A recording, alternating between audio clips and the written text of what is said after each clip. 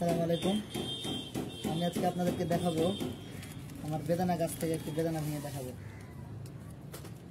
এই যে দেখেন বেদানা, এটা আরব কানার আমার গাছে, আমার ছাদে, এটা 2 বছর বয়স এই গাছের। দেখেন অনেক পরিমাণে ফল ধরেছে।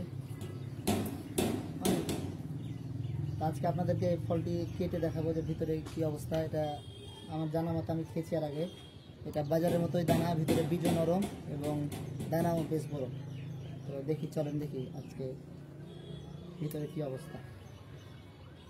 এই যে অ্যাডজাস্ট করলাম, এখন এটার ভিতরে কি রং এটা আজকে আপনাদেরকে দেখাই।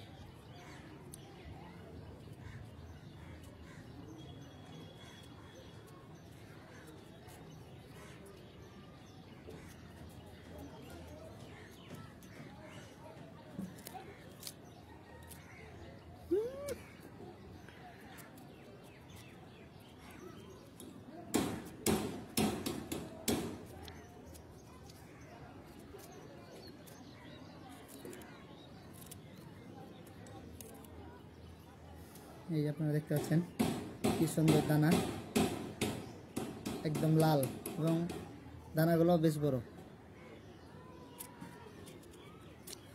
এবং রসে ভরপুর।